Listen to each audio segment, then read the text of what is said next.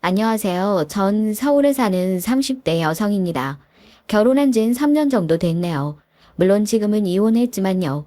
남들이 보면 얼마 안 됐다고 생각할 수 있지만 저에겐 참 긴 시간이었습니다. 행복했던 기간은 짧았고 힘들었던 기억이 더 많았거든요. 그리고 원래 힘들었던 때의 하루하루는 굉장히 길게 느껴지기도 하는 법이잖아요. 남편과 전 연애 결혼을 했습니다. 남편이 저를 굉장히 많이 좋아했어요. 저도 그런 남편이 싫지 않았고요. 누군가가 절 아껴주고 사랑해주는 게 기분이 나쁠 건 없잖아요. 게다가 남편은 여러 가지 조건들이나 외형적인 부분에서 여태 제가 만나온 남자들 중에서 괜찮은 편이었기도 했고 말입니다. 그게 다 콩깍지이긴 했지만요. 무엇보다 사람이 진중하고 성실해 보였어요.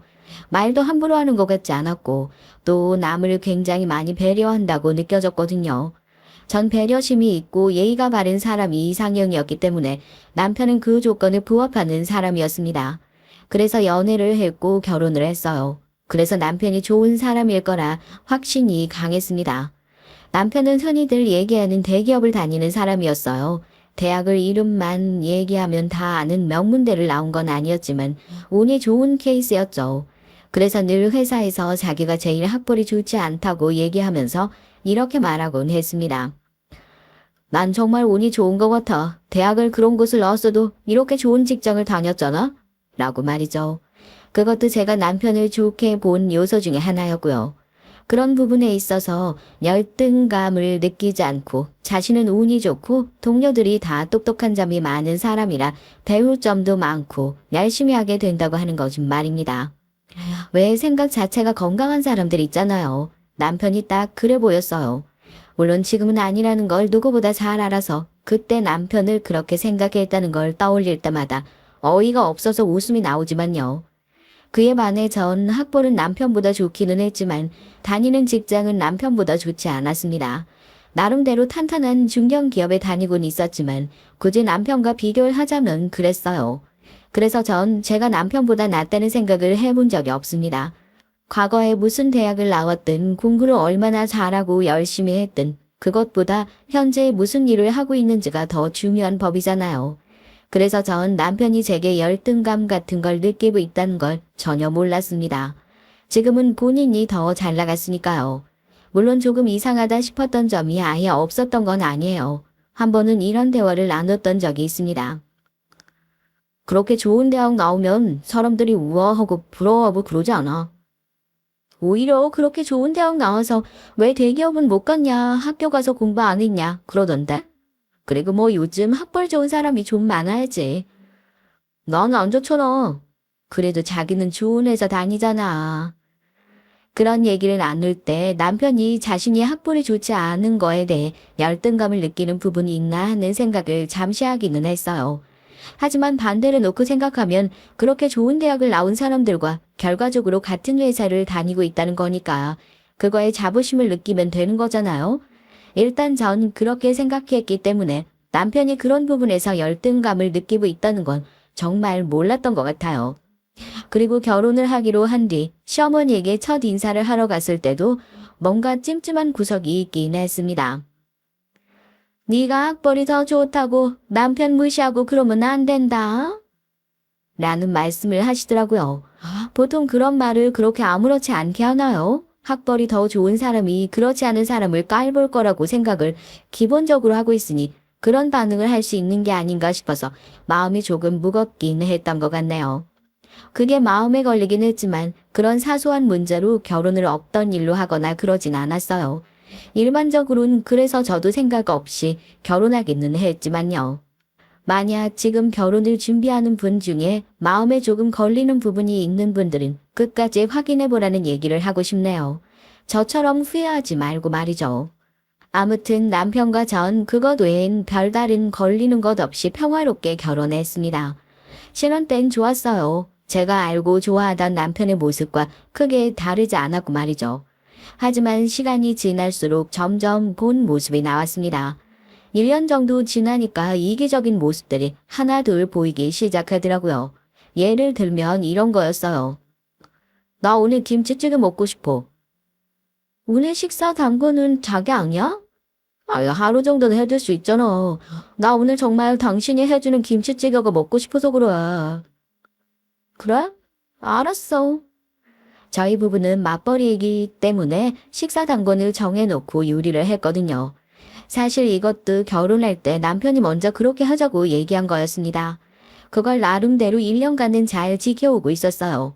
물론 남편이 당번일 땐 시켜 먹거나 라면 같은 음식을 먹을 때가 더 많기는 했지만 그런대로 불만 없이 지내고 있었습니다. 이제 식사 당번을 따로 정하지 않고 그때그때 시간이 되는 사람이 하면 안 될까? 밥을 먹는데 남편이 넌지시 그렇게 말하더라고요. 사실 사람 일이라는 게 언제 퇴근이 늦어질지도 모르고 또 약속 같은 게 갑자기 생기기도 하는 거잖아요. 그래서 그러자고 했죠, 뭐. 그동안도 나름대로 잘 지켜온 것들이니 남편이 알아서 잘 하겠거니 하고 말이죠. 하지만 몰랐습니다. 남편은 그때부터 집안의 모든 살림을 저한테 넘길 생각으로 그런 말을 했다는 걸 말이죠. 한 번이 두 번이 되고 세 번이 되고 어느 순간부턴 자연스럽게 모든 집안일을 제가 다 하고 있더라고요. 저도 일을 하는 사람이었기 때문에 어느 날 힘에 부쳐서 이렇게 얘기했던 적이 있어요. 자기가 좀 도와주면 안 돼? 나도 어제 야근하고 와서 힘들어. 아, 이제 당신이 살림을 도맡아 할 때도 되지 않았어? 그게 무슨 소리야. 맞벌이 하니까 당번 정해서 나눠서 하자고 한 건 당신이잖아. 아니야, 아무리 생각해봐도 그건 공평하지 않은 것 같아서. 뭐, 공평? 아, 그렇잖아. 월급도 내가 더 많고, 회사가 더 크니까 일도 더 많은데, 집안 살림을 반반씩 한다는 게 생각해보니까 불공평한 것 같더라고. 그 말을 듣는데 머리를 한 대 맞은 것처럼 댕한 기분이 들더라고요. 공평, 불공평, 그런 것들을 따져 묻는 그 모습에 말입니다. 생각해보면 원래 그런 사람이었던 것 같아요. 원래 이기적이고 자기밖에 모르는 열등감 덩어리였는데 그동안은 참고 연기를 해왔던 거죠. 결혼하고 저에 대한 마음이 이전과 같지 않으니 그 모습이 나오고 있는 거였고 말입니다. 그 뒤로 그런 문제로 몇 번의 다툼이 더 있었지만 결과적으로는 남편이 모든 것을 본인이 원하는 대로 이뤄냈어요. 살림은 완전히 제 소관이 되어 있었습니다. 어느 날 시어머니가 이러더라고요. 그래, 지인장에 이렇게 했어야지. 뭐 말도 안 되는 그런 짓거리를 해서는 속을 썩여. 세상 어느 집에서 그렇게 딱 반반을 하니? 반반이 아니라 이젠 제가 아예 다 하고 있는데요? 어마마, 지금 너 나한테 말 대답하는 거야? 그래서 뭐 기분이 나빠? 아, 여자가 살림하는 게 당연한 거지. 뭐 그걸로 그렇게 꽁에 있어. 이래서 배웠다는 여자애들이 문제야. 어? 지가 세상에서 제일 잘나고 똑똑한 줄 알아요. 사실 그것도 아닌데. 이혼을 생각해보지 않은 건 아니었지만 그래도 선뜻 마음이 먹어지진 않더라고요. 어찌 되었든 간에 남편은 제가 사랑해서 선택한 남자였고 결혼을 이런 식으로 끝낸다는 건 마치 제가 실패한 기분이 들어서 말이죠. 그러는 동안 남편의 그 이기적임은 극에 달했습니다. 이번 장모님 생신에 나 못 가? 뭐? 가기로 했잖아. 그래서 내가 엄마한테 당신 간다고 다 말했고 엄마가 얼마나 좋아했는데 이제 와서 못 간다는 거야. 아니 매번 돌아오는 생일인데 그걸 그렇게 멀리까지 꼭 가야 되나? 아, 안 그래도 일 때문에 바쁘고 피곤한데 주말엔 좀 쉬어야지. 전 시어머니 생신 날 시댁에 가서 새벽부터 생일상을 차렸거든요. 그리고 그마저도 마음에 들지 않는다고 툴툴거리는 시어머니 앞에서 웃으면서 밥을 먹었고 말이죠. 나는 뭐 안 쉬고 싶어서 어머님 생신에 하루 종일 생일상 차렸니? 그래서 지금 무슨 말이 하고 싶은 건데? 시어머니 생신상 차려드린 게 그렇게 억울해? 아, 그러면 내년부터 안 하면 될 거 아니야. 그 말이 아니잖아.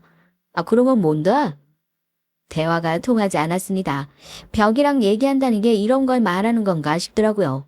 어떻게 이런 사람인 줄도 모르고 깜빡 속아 결혼할 수가 있었는지 뭐 그런 생각이 들었어요. 그쯤부터였던 것 같아요. 아, 이혼을 해야겠다는 생각을 한 건 말입니다. 혼자 시골에 내려갔죠. 저희 친정이 시골이었거든요. 엄마 얼굴을 보니까 왈칵 눈물이 나더라고요. 아이, 왜 울어? 아, 요즘 박서방이랑 무슨 문제 있어? 아니야. 그냥 회사 일도 힘들고 한데 엄마 얼굴 보니까 어리광 부리고 싶어서 그런 것 같아. 나도 모르게 눈물이 나오네. 아이고, 엄마가 맛있는 거 많이 해줘야겠다. 엄마 생일인데 내가 해줘야지. 저희 엄만 자식들에게 굉장히 헌신적인 엄마였거든요. 뭐 자식들이 다 속을 썩이지 않고 자라긴 했지만 엄만 그걸 굉장히 고마워하며 정말 자식들이 해달라는 건 다 해주는 엄마였습니다. 전 시골에서 고생하면서 자기밖에 모르는 엄마가 늘 안타까웠고 말이죠. 그래서 엄마 좋은 거 보고 먹고 하라고 하면 늘 이렇게 얘기하셨어요. 니들이 좋은 거 먹고 보고 하는 걸 보는 게 엄만 제일 행복해. 라고 말이죠. 생각해보면 이혼을 선택하겠다고 하지 못한 것에 엄마가 큰 이유였을 것 같긴 해요. 시골 분이셨고 그러다 보니 아무래도 가부장적인 생각을 하시고 사시는 분이었거든요. 이혼하면 정말 큰일이 나는 줄 아는 그런 사람 말입니다. 뭐 저희 엄만 제가 한다고 하면 말리진 않으실 게 분명했지만 잠도 못 자고 걱정하고 속상해할 사람이라는 걸 제가 너무 잘 알기도 했어요. 그래서 더더욱 이혼이 쉽지 않았고 말이죠. 박서방은 야근한다고? 요즘 회사 일이 너무 바빠서 집에도 잘 못 들어와. 그렇게 크고 좋은 회사 다니면 그럴 수도 있지. 아이고, 뉴스에서 보니까 요즘 엄청 잘 나간다고 하던데 내가 동네 막내 자랑하고 다녔다. 그게 뭐 대단한 거라고 자랑까지 하고 다녀. 아, 대단하지 그러면 안 대단해. 아, 그렇게 크고 좋은 회사 다니는데 동네 여편네들이 얼마나 부러워하는지 몰라. 게다가 엄마는 남편을 정말로 좋아했어요. 그런 엄마한테 남편과의 사이나 요즘 겪고 있는 갈등을 쉽사리 얘기할 수 없었고요. 그래서 그날도 꼭 삼켰습니다. 박서방이 내가 한 게장 좋아하는데. 그치, 다음에 같이 내려올게요, 게장 먹으러. 바쁜 사람 몸 축나지 않을까 걱정이네, 그래. 남의 아들 걱정 그만하고 엄만 엄마 딸 걱정이 나셔. 엄만 제가 내려가 있는 동안 내내 남편 걱정을 하더라고요. 안 그래도 저와 남편이 결혼하고 나서 아이가 바로 들어서지 않는 것에 대해 눈치를 보고 계셨거든요. 원래 딸 가진 어머니들이 다 그렇잖아요. 잘못한 것도 없는데 먼저 눈치 보고 괜히 죄스러워하고 그런 것 말입니다. 저희 엄마가 딱 그랬어요. 내가 언제 박서방 좋아하는 것들로 반찬 좀 싸다가 서울에 가야겠네. 그럴 필요 없어. 힘들 텐데 그러지 마. 한 매일 하는 일인데 뭐가 힘들어. 아, 이참에 나도 서울 구경 좀 할란다. 그렇게 말하는 엄마를 더 이상 말릴 수 없는 노릇이었어요. 그래서 그냥 아무 말도 하지 않았습니다. 언제가 될지 모르는 일이기도 했고 말이죠. 그런데 엄마는 정말로 얼마 지나지 않아 서울에 반찬을 바리바리해서는 싸서 들고 오신 겁니다. 저에게 말도 하지 않으시고 말이죠. 아니 엄마 얘기를 하지. 그러면 정류장에 모시러 갔을 텐데. 아이고 일하는 애 귀찮게 뭐하러 그래. 그냥 이것만 주고 갈 건데. 무슨 소리야. 서울까지 왔으면 딸내서 하루는 자고 가야지. 아이고 괜히 니들 불편해서 그러기 싫다. 안 불편해. 이대로 엄마가 가면 내 마음이 편하겠어? 그게 더 불편해. 그렇게 얘기를 하며 엄마를 붙잡아 뒀어요. 남편도 뭐 설마 엄마가 있는데 티를 낼까 싶었기 때문에 그냥 그래도 된다고 생각했습니다. 하지만 퇴근한 남편이 엄마를 보고서는 표정 관리가 안 되더라고요. 정모님 언제 오셨어요? 엄마가 당신 좋아하는 게장이랑 반찬 싸들고 오셨어. 저번에 내려갔을 때 당신 바빠서 정신없다고 했더니 이렇게 싸서 들고 오셨네? 아유, 안 그러셔도 되는데 먼 길 고생 많으셨겠네요. 왜 말을 그렇게 해도 표정은 전혀 그렇지 않은 거 뭔지 아시나요? 남편은 딱 봐도 엄마가 온 게 불편한 얼굴이었습니다. 지엄만 아무 때나 와서 아무 때나 자고 가도 아무 말 안 하면서 말이죠. 순간적으로 뒷골이 확 땡겼지만 엄마 앞이라서 웃으면서 넘겼죠. 그리고 뒤로 남편을 데리고 와 말했습니다. 그렇게 싫은 티를 꼭 내야겠어. 내가 언제 어머니 앞에서 싫은 티를 내. 갑작스러워서 그렇지. 야, 나도 놀라서. 아무리 놀라도 그렇지. 엄마 앞에서 그런 표정 지어야 되냐고. 당신 먹으라고 반찬까지 해가지고 멀리서 온 양반한테. 아, 내가 언제 해달래. 소리 안 죽여? 너 진짜 나는 그만 살 거야. 제가 정말 화가 나서 그렇게 얘기를 했더니 남편은 입을 다물긴 하더군요. 하지만 엄마가 있는 내내 입술이 뚱 하고 나와서는 세상 불편한 티라는 티는 다 냈습니다. 당장이라도 얼굴에 먹고 있는 국물을 다 쏟아붓고 싶다는 생각이 들 정도였다니까요. 아이고, 내가 괜히 니들 불편하게 갑자기 왔나 보다. 아니야, 저 사람이 요즘 나한테도 저래. 회사 일이 워낙 바쁘니까. 아이고, 그래도 부부끼리 그러면 쓰나. 너희 둘은 잘 지내야지. 그 와중에도 저와 남편이 혹여 잘못 지낼까 걱정하는 엄마한테 그러지 말라고 몇 번이나 얘기를 한 뒤 터미널까지 모셔다 드렸습니다. 끝까지 배웅해드린다는 말도 하지 않고 안방에 처 누워있는 그 남편이라는 놈의 머리채를 붙들고 오고 싶었지만 참았죠. 엄마, 이거 가지고 가. 아유, 됐다. 무슨 돈이야, 돈은. 사위가 주는 용돈이에요. 그냥 받으세요. 많지도 않아.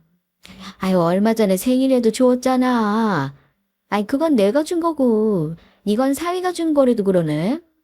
한사코 받지 않겠다는 엄마한테 용돈 30만 원을 쥐어드렸어요. 왔다 갔다 차비에 반찬들 만드는 재료비까지 그것도 모자라 싶어서 더 드릴까 하다가 그러면 받지 않으실 것 같아서 딱 그 정도만 드린 거였습니다. 그리고 사위가 줬다고 하면 기분이 조금 나아지실 것 같아서 그렇게 거짓말한 거고요. 어쩔 수 없다는 듯 받아들고 다시 집으로 내려가던 엄마의 뒷모습이 계속 눈에 밟혀서 집으로 오는 내내 마음이 너무 아팠어요. 그런데 집에 들어가니 소파에 들어 누워있는 남편의 모습이 보였습니다. 순간적으로 화가 머리끝까지 확 하고 치밀어 오르더라고요. 그래서 남편에게 한마디 했죠. 좋냐? 라고 말이죠. 그 말에 남편이 절 빤히 보더군요. 좋냐고. 싫었건 또 뭐야. 아침에 다른 사람 있으면 당연히 불편한 거지. 내가 말했지. 평일에 일 바쁘니까 주말은 난 정말 쉬는 것처럼 쉬고 싶다고. 그래. 그래서 장모님 생일에도 쉬셔야 한다고 안 내려가셨잖아요. 제가 비꼬는 말투로 얘기를 했어요. 그랬더니 남편도 순간적으로 화가 난 것 같더라고요. 다시 생각해도 어이가 없는 부분입니다. 지가 뭘 잘한 게 있다고 화를 내긴 화를 내요. 적반하장도 유분수지. 나는 남자고 넌 여자잖아. 그게 뭐 여자 낳아준 부모가 뭐 다르기라도 해? 결혼했으면 너도 결혼한 여자의 본분을 지켜. 결혼한 여자의 본분이 뭔데? 평생 키워준 부모보다 시부모한테 더 잘하고 같이 회사를 다녀도 집안일은 다 하고 그게 결혼한 여자의 본분이라는 거지 지금? 남들도 다 그러고 살아. 너 무슨 조선시대에서 왔니? 남들이 뭘 그러고 살아. 너 지금 너라고 했어. 그래, 어쩔 건데? 말싸움을 하다 보니 감정이 격앙되더라고요. 그리고 점차 더 화가 치밀어 올랐습니다. 그래서 순간적으로 더 가면 위험하겠다 하는 생각이 들었던 것 같아요. 이제 여기서 멈춰야지 아니면 끝장을 보겠다 뭐 그런 생각 말입니다. 그래서 전 심호흡을 하고 한번 참았어요. 하지만 그런 절 남편은 더 건드렸습니다. 어쩌면 인간이 그렇게도 눈치가 없는 건지 지금 생각해도 어이가 없을 지경이라니까요. 그래서 잘 내려가셨으면 된 거 아니야? 그게 뭐가 대단한 일이라고 이렇게 유난을 떨어. 그리고 장모님도 그래. 연락 없이 그렇게 오시는 건 아니지. 아무리 자기 자식 집이라고 해도. 네 엄마는 연락하고 오는 줄 알아? 뭐, 너 지금 니라고 했어. 너 말 자꾸 그렇게 할 거야? 둘 다 마주보고 씩씩거리기 시작했어요. 남편도 저도 많이 흥분한 상태였거든요. 전 이를 악물고 이렇게 말했습니다. 나중에 엄마한테 전화나 한번 해. 너무 피곤해서 그랬다고 죄송하다고. 그리고 내가 30만 원 드렸는데 그거 당신이 챙겨준 거라고 했으니까 그렇게 알고 있고. 말이 맞아야 하는 거잖아요. 그래서 엄마한테 30만 원을 줬다는 얘기를 했습니다. 그런데 순간적으로 남편의 눈빛이 확 변하는 게 느껴졌어요. 말투도 바뀌더라고요. 30만 원을 드렸어. 그래, 당신이 줬다고 했으니까 그런 줄 알고 엄마한테 전화 한 통 드려. 알겠어?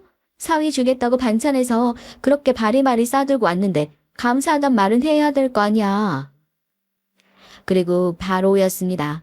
지금 와서 돌이켜 생각을 아무리 해봐도 믿을 수 없는 일이 일어난 것 말입니다. 정말로 다시 생각해도 너무 기가 막히네요. 짝 하는 소리와 함께 제 고개가 돌아갔어요. 남편이 저에게 저벅저벅 다가와 제 뺨을 내리친 겁니다. 왜 사람이 너무 놀라면 지금 무슨 일이 일어나고 있는지 바로 자각을 하지 못하잖아요. 그런 경험 있으신 분들 있으실 겁니다. 그때 제가 딱 그랬어요. 아니, 지금 이게 무슨... 말도 제대로 나오지 않더군요. 그리고 사실 무슨 말을 해야 할지 모르겠더라고요. 네 애미한테 30만 원을 썼어? 그렇게 많이 줬다는 말이야, 지금? 제가 지금 듣고 있는 소리가 무슨 소린지 하는 생각이 들었습니다. 분명 한국말인데 무슨 말을 하는 건지 못 알아듣겠더군요. 그래서 제가 멍하니 남편을 바라봤어요. 남편은 계속해서 말도 안 되는 소리를 해댔습니다. 정말 미친 인간 같았어요. 네 엄마가 대체 한 게 뭐가 있다고 30만 원씩 줘? 넌 돈이 아주 그냥 썩어나지? 이게 진짜 오냐오냐 해주니까 정신을 못 차리고. 전 그대로 남편에게 다가가 남편이 저에게 했던 행동을 그대로 되갚아 줬습니다. 네, 저도 남편의 뺨을 내리쳤죠. 그것도 온몸에 힘을 실어서 아주 세게 말이죠. 저에게 뺨을 맞은 남편도 저처럼 순간적으로 지금 무슨 일이 일어난 건지 생각하는 듯 멍하더군요. 본인이 그렇게 저를 쳐놓고 본인이 맞을 수도 있다는 생각은 왜 못한 걸까요? 등신도 아니고 말이에요.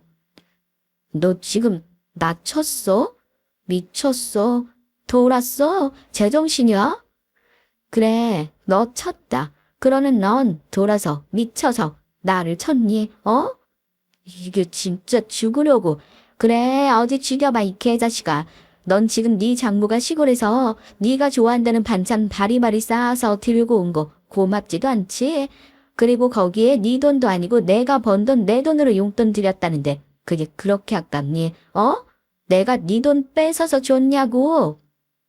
아니, 지 돈을 줬다고 해도 그래요. 고작 30만 원이었습니다. 300도 아니고 30이요. 그런데 그거에 저렇게 울컥해서 뒤집힌 게 진짜 너무 개자식 같아서 말도 화가 나다 못해 정말로 어이가 없었습니다. 넌 네 남편이 한 말을 어디로 듣는 거야? 결혼했으면 치루가 외인이라고. 네 돈 내 돈이 어딨어. 네가 벌어오는 돈도 우리 집 살림이지. 그러면 나랑 합의하고 써야 할 거 아니야. 야, 이 미친놈아. 네가 밖에서 네 친구들이랑 술 처마시고 놀면서 쓰는 돈은 나랑 상의했냐? 너 지난달에 술값으로 100만 원 썼지. 그건 나랑 상의했냐고. 무슨 개소리를 이렇게 당당하게 해. 정신 나갔어? 돌았어? 난 남자고 넌 여자잖아. 그게 뭐? 넌 네 인생에서 내세울 게 네가 남자 새끼라는 거 말고는 없니? 말끝마다 남자 지랄이야. 너 지금 내가 너보다 학벌 못하다고 무시하는 거야.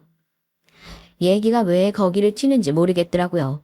그러니까 내세울 게 남자 새끼라는 말고는 없다는 말을 자기가 나보다 못해서 제가 그런 말을 한 걸로 듣고선 학벌 얘기가 튀어나온 겁니다.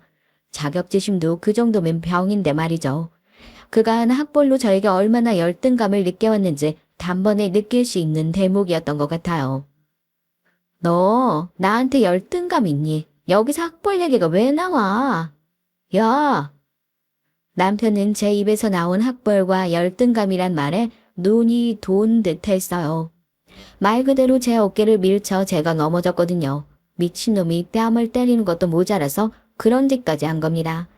뭐 진작에 그 관계는 끝이 난 관계긴 했지만 이건 뭐 부부관계를 끝내는 걸 넘어서 아예 저 인간을 제 인생에서 지워버리고 싶다는 생각마저 들게 하더군요. 남편은 넘어져 있는 절 보고선 미친년 어쩐년 하면서 욕이라는 욕은 다 해대더니 밖으로 나가버렸습니다.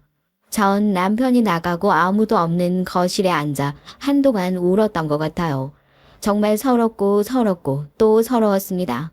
내가 왜 이런 대접을 받고 있어야 하는 건지도 모르겠고 어쩌다 저런 인간을 만나서 결혼하게 된 건지도 모르겠고 그냥 모든 현실이 다 거짓말 같았거든요. 그리고 갑자기 조금 전에 헤어진 엄마가 보고 싶더라고요. 그대로 집으로 내려갔습니다. 간단한 짐만 싸서 말이죠. 뭘 더 챙기고 말고 할 여유도 없었어요. 그냥 엄마를 보고 안겨 울고 싶은 마음이 컸습니다. 사실 제가 남편에게 그런 짓을 당했다는 걸 알면 가장 속상해할 사람이 엄마라는 건 이성적으로 너무나 잘 알고 있었지만 그렇게 멘탈이 나간 상태에선 그냥 엄마를 찾게 되더라고요. 이게 무슨 일이야? 아니 네가 여기 왜 왔어? 오늘 오전에 터미널에서 자기를 배웅이 해주던 딸이 오후에 자신을 따라 시골로 내려왔으니 놀랄 수밖에요. 전 그런 엄마에게 다른 설명은 아무것도 하지 않고 그냥 냈다 안겨 울었습니다. 아유 왜 그래? 너 무슨 일 있어? 어디 아파? 엄만 철렁한 얼굴로 저를 토닥이며 그렇게 물었어요. 엄마가 얼마나 놀랐을까 지금 와서 돌이켜 생각해보면 죄스러운 마음이 들긴 해요. 다짜고짜 찾아와서 안겨오는 딸을 보며 수천 수만 가지의 생각을 하셨을 테니까요. 나 이혼할래. 그 개자식이랑 못 사겠어 엄마. 미안해. 아, 엄만 다 괜찮으니까 천천히 얘기해봐. 엄마한테 네가 왜 미안해? 엄만 이혼이라는 말에 덜컹한 것 같았지만 그래도 우는 절 보곤 나무라는 투로 말을 할 수가 없었던 건지 한참을 그렇게 토닥이며 절 달래줬어요. 그리고 시간이 조금 지나서 전 진정이 됐고 엄마에게 그간 있었던 일들을 털어놓기 시작했습니다. 엄마를 따라 본가로 내려갔을 때만 하더라도 무슨 말을 어떻게 해야 할지 머릿속에 하나도 정리되지 않아서 어버버거릴 줄 알았는데 막상 입을 떼고 나니 무슨 폭포수가 쏟아지듯 말이 그냥 주르르 나오더라고요. 내가 그간 정말 쌓인 게 많았구나 하는 생각이 들었던 것 같아요. 때렸단 말이지. 너를? 엄만 제가 맞았다는 사실에 굉장히 분개하셨습니다.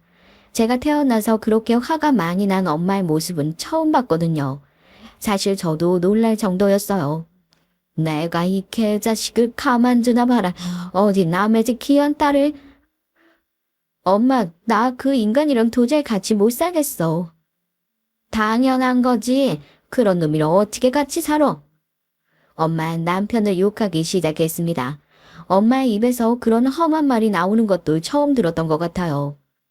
사람의 마음이라는 게 누군가 그렇게 대신 욕을 해주고 화를 내주니까 조금 풀리는 게 있더라고요. 조금 전까진 정말 세상이 무너질 것처럼 서러웠는데 엄마와 한바탕 털어내고 나니 조금 후련해지면서 다시 올라가서 정리할 용기가 생겼습니다. 하루 쉬고 다음날 서울로 다시 올라갔어요. 아니나 다를까 남편이 버티고 앉아서 저를 노려보더군요. 뭐 돌았지? 어딜 감히 외박이야. 그런 남편을 보고 있는데 그냥 대꾸하고 싶지 않아서 그대로 안방으로 들어갔습니다. 짐을 챙겨 나올 심산으로 말이죠. 그런데 남편이 안방으로 따라 들어왔어요. 대답 안 해? 어디 갔다 왔어? 내가 어딜 다녀오든 말든 그런 것까지 너한테 보고를 해야 돼. 지가 정말 미쳤구나. 외박하고 들어왔는데 어딜 다녀왔는지 말을 안 해. 너랑 같이 안 살 건데 그게 무슨 상관이냐고. 순간 남편이 멈칫하더군요. 제가 한 말이 무슨 뜻인지 다 알아들은 사람의 얼굴이었어요. 인상을 찌푸리고서 되묻더라고요. 너 지금 그거 설마 나랑 이혼하겠단 말이야? 그러면 내가 그 꼴을 당하고도 너랑 계속 같이 살 줄 알았니? 내가 미쳤니? 전 정말 의외였던 게 남편이 제가 이혼을 하자는 말에 놀랐다는 점이었습니다. 본인이 그런 짓을 해놓고선 말이죠. 전 처음에 제 뺨을 올려붙일 때 이 사람도 그냥 다 끝이라고 생각하고 막 나가는구나 하고 생각했었거든요. 하지만 그게 아니었던 거예요. 본인은 제 기강을 잡으려고 한 행동인 겁니다. 진짜 웃기지도 않아요. 무슨 같이 사는 아내 기강을 때리는 걸로 잡겠다는 건지 미친놈이 따로 없다니까요. 이게 다 무슨 소리냐? 남편과 한참 그런 대화를 나누고 있는데 시어머니가 안방문을 열고 들어왔어요. 저랑 남편이 안방에서 언성을 높이며 싸우던 중이라 들어오는 소리를 못 들은 거였죠. 아니 이거 보세요. 시어머니는 연락도 없이 그냥 비밀번호를 누르고 들어온다니까요. 그런데 우리 엄마가 연락 없이 찾아왔다고 그렇게 기분 나쁜 티를 팍팍 내고 말입니다. 다시 생각하니 다시 화가 나는 것 같네요. 저 이제 어머님 아들이랑 안 살려고요. 이혼할 겁니다. 그니까 왜 네가 뭔데 우리 아들이랑 안 산다고 그래? 우리 아들이 대체 뭘 잘못했다고? 이렇게 만점짜리 남편이 또 어디 있니? 단점이요. 만점인 인간이 장모님이 집으로 반찬 해들고 찾아왔다고 장모님 앞에서 싫은 티를 내서 장모가 눈치 보게 만들고 그것도 모자라서 딸내미가 엄마 고생했다고 용돈 30만 원 쥐어드린 게 화가 나서 부인 뺨을 때리는 게 만점이에요. 어디가 만점인가요? 다다다다 쏘아 붙였습니다. 시어머니는 그 내용보다도 제가 격앙된 모습으로 그렇게 얘기를 하는 거에 더 놀라시는 듯 보였어요. 내용은 아무런 문제가 없다는 듯 이렇게 대답했으니까요. 그건 네가 잘못했고 너희 엄마가 잘못한 게 맞네. 뭐라고요? 아, 왜 연락도 없이 찾아오셔서 사람을 불편하게 만들기를. 주말에 쉬는 애를 제대로 쉬지도 못하게. 그리고 너도 용돈을 드릴 거면 사전에 상의를 했으면 좋았잖아. 기가 막히더라고요. 어머님은 왜 연락 안 오고 오시는데요? 저도 불편해요. 저도 엄청나게 불편하니까 당장 나가주세요. 너, 지금 뭐라고 했니? 저는 뭐 편해서 어머님이 이러고 아무 연락 없이 찾아오는 거, 벨도 안 누르고 비밀번호 누르고 들어오는 거, 아무 말 안 했는 줄 아세요? 저도 불편하고 싫어요. 하지만 참는 거잖아요. 근데 이 인간은 왜 그런 노력도 안 하냐고요. 이건 기본적인 예의와 배려의 문제죠. 전 이런 기본도 안 되어 있는 인간이랑 못 삽니다. 그리고 지 화난다고 마누라 때리는 인간 말종 새끼랑 더더욱요. 너 지금 말 다 했니? 이게 어디서 시어머니한테. 당장 어머니한테 사과 안 해. 둘이 함께 저를 향해 그렇게 얘기하는데 너무 어이가 없어서 웃음이 다 나올 뻔했습니다. 덜했다. 난 너랑 이제 안 살 건데. 그리고 내가 잘못한 것도 없는데 사과를 왜 해? 아까 말 못 들었어? 나 너랑 이혼할 거라고. 이젠 남남 될 거라고. 이 인연이 정말로 미쳤나? 시어머니는 그렇게 소리를 지르며 제 뺨을 다시 한번 올려 붙였어요. 그리고 그때였습니다. 이 미친 것들이 싸움으로 약을 처먹었나? 전 엄마가 저를 따라 올라온 줄도 몰랐거든요. 그런데 따라 맞더라고요. 그러고는 시어머니와 남편이 저에게 막말하는 걸 다 듣고 목격을 하신 겁니다. 전 그 점이 아직도 마음이 매우 아픈 것 같아요. 그리고 엄만 그냥 올라온 게 아니었어요. 뭔가를 두 사람에게 던졌습니다. 그건 바로 엄마가 전날 싸가지고 왔던 반찬들이었어요. 그걸 그대로 그 두 사람을 향해 던진 거였죠. 내가 저 버러지 같은 새끼 주겠다고 공을 들여 새각부터 반찬을 처했네. 내가 등신이지. 내가 등신이야. 라고 말하면서 던지는 엄마가 울고 있었습니다. 그 광경을 보고 있는데 정말 현실감이 없다는 게 이런 걸 두고 하는 말이구나 하는 생각이 들더라고요. 제가 무슨 드라마 속에 들어와 있는 기분이었다니까요. 왜 예전에 아침 드라마에서 김치로 사위 기싸대기 때리는 장면을 본 적이 있거든요. 제 남편은 저희 엄마한테 게장으로 기싸대기를 맞은 겁니다. 지금 생각하니까 웃음이 나오긴 하네요. 당시엔 웃기지도 않았어요. 이 할망구가 노망이 났나? 뭐라고요? 지금 말 다 했어요. 그 애미의 그 딸량이라니까 집안이 난리가 나지. 뭐라고? 지금 우리 딸 욕했어? 순간 엄마가 시어머니의 머리채를 쥐었습니다. 시어머니가 순식간에 휘청거렸고요. 그도 그럴 것이 시어머니는 도시에서 직장을 다니고 살림을 한 사람이었고 저희 엄마는 시골에서 농사를 하고 시집살이를 했던 사람이었거든요. 힘으로 밀고 나가면 솔직히 젊은 저도 이길 자신이 없는 게 바로 우리 엄마였습니다. 아이고 이거 안 놔. 이 옆엔 내가 정말. 지금 뭐 하시는 겁니까? 당장 놓으세요. 너 우리 엄마 건들기만 해봐. 내 손에 뒤지는 거야. 왜 그런 말 있죠? 6.25 때 난리는 난리도 아니라는 말입니다. 그때 상황이 정말로 딱 그랬던 것 같아요. 지금 사연을 쓰고 있는 저도 그때를 다시 떠올리니 갑자기 머리가 아파져 오네요. 귀에서 시어머니의 소리가 들리는 것 같기도 하고 말이죠. 그렇게 한참을 엄마는 시어머니의 머리채를 잡고 놓아주지 않고 있다가 결국엔 남편이 힘으로 떼어놓게 됐어요. 엄마의 손에는 시어머니의 머리카락이 한 움큼이었고 그걸 보니 시어머니가 자기 머리를 감싸주며 그 와중에도 이런 말을 하더군요. 안 그래도 머리숱 없는데 이 미친 아줌마가 내 머리 어쩔 거야. 어쩌기는 뭘 어째? 그 머리 다 쥐어뜯어서 대머리 만들어 놓기 전에 입 닥쳐. 장모님, 지금 저희 어머니한테 닥치라고 하셨어요. 너도 닥쳐. 그 무쇠 소뚜껑만한 손으로 내 딸 얼굴을 때렸다고 생각하면 지금 당장 찢어지게도 시원찮으니까 뭘 잘한겠다고 소리를 질러? 남편은 엄마의 그 기세에 쫄아서 입을 다물더군요. 나중에 들은 얘긴데 저희 엄마가 진짜 자기를 죽일 수도 있을 것 같다고 생각했대요. 그만큼 눈빛이 살벌했다고 말이죠. 우리 애는 이제 이 집 며느리 아닙니다. 그렇게 알고 저희는 가보겠습니다. 엄마는 그렇게 말하고서 돌아서서 나가려는데 시어머니가 그런 엄마를 멈춰서게 했어요. 지금 도망가는 거야. 내가 니들 둘 가만히 둘 줄 알아? 딱 기다려. 내가 당장 경찰에 당신 둘 폭행으로 신고할 거니까. 어디 한번 해보시지. 엄마가 너무 당당하게 그렇게 말하는 걸 보고 시어머니가 멈칫하더라고요. 우리 딸한테 어디 피해 조금이라도 주기만 해봐. 세상에서 제일 무섭고 정신 나간 여편네가 어떤 여편네인지 내가 똑똑히 보여줄 테니까. 네 아들내미 다니는 직장에 그리고 모임에 친구들의 온갖 곳에 다 쫓아다니면서 마누라 팬놈이라고 다 말하고 다닐 거야.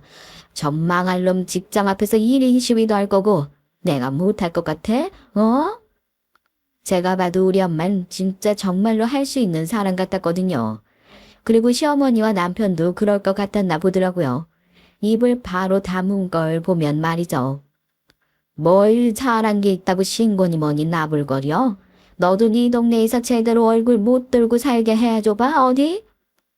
시어머니 성질 같아선 뒤집어 엎고 싶었을 겁니다. 하지만 엄마가 정말로 그럴 수 있다고 생각한 건지 입을 더 이상 떼지 못했어요.